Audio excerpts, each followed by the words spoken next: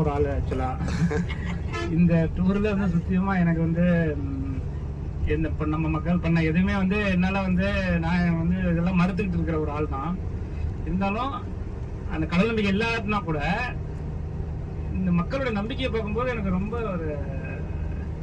ஒரு ஆச்சரியமா இருந்தது. எப்படி இந்த அளவுக்கு நம்புறாங்கன்னா அப்ப என்ன எதனால மக்கள் வந்து நம்புறாங்க அப்படின்ட்டு ஒரு ஆச்சரியமா இருந்தது. இப்போ இந்த சாரை டூரை பொறுத்த வரைக்கும் சாப்பாடு சார் நல்லா பண்ணியிருந்தாங்க.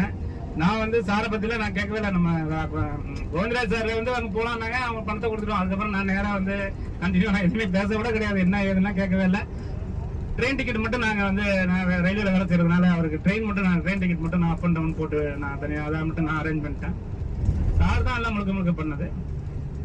இப்போ ரெண்டு விஷயம் சார். இந்த பஸ்ஸை பொறுத்த வரைக்கும் இந்த பஸ் ரொம்ப கம்ஃபர்டபுளா இருக்கு. ஏன்னா நாங்கள் திருச்சி மெட்ராஸ் ஷார்ட் டைம் போகும்போது திருச்சியிலேருந்து அந்த குடுவாஞ்சேரி போகணும் நாங்கள் அடிக்கடி. அதுவே வந்து ரொம்ப டிடிஎஸ் ஆகிடும். ஆனால் இதில் வந்து இவ்வளோ ட்ராவல் பண்ணுறோம், அந்த டிடிஎஸ்னஸ் தெரியவே இல்லை. ஸோ வந்து ரொம்ப சஸ்பென்ஷன் அது இது கேஸ் எல்லாமே பக்காவாக இருக்குது. அது வந்து ரொம்ப நன்றி சார், சரவணன் சார்.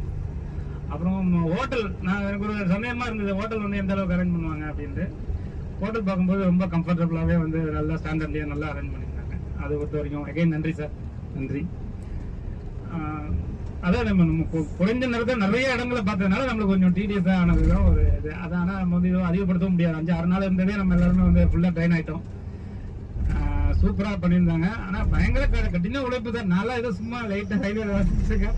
நீங்கள் பண்ணுற உழைப்பெல்லாம் பார்க்கும்போது எனக்கு பயமாக இருக்குது. இது இவ்வளோ உழைக்கிறாங்க, எப்படி எல்லாம் முடியுமா? ஒரு மனித முயற்சிக்கு அப்பாற்பட்ட அளவுக்கு வேலை செய்றீங்க நீங்கள்.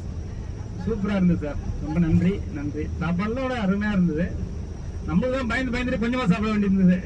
ஏன்னா நம்ம வெளியில வந்திருக்கோம் அப்படின்ட்டு. ருசியா இருந்ததுனால நம்ம நிறையாவும் சாப்பிட முடியல. பயந்துட்டு கொஞ்சமா சாப்பிட்டோம். அருமையா இருந்தது. நான் குரூப் டூர்ல போனல, இண்டிவிஜுவலா தான் நானும் போயிட்டு இருந்தோம். இது ஒரு புது அனுபவமா இருக்கு. எல்லாரும் சேர்ந்து போறதுன்றது பலதரப்பட்ட மனிதர்கள், பலதரப்பட்டமான ஃபீலிங்ஸ். நாங்க ஷாப்பிங் போறவங்களை பிடிச்சி கூட்டு வரதுக்குள்ள அவர் பட்ட பாரு.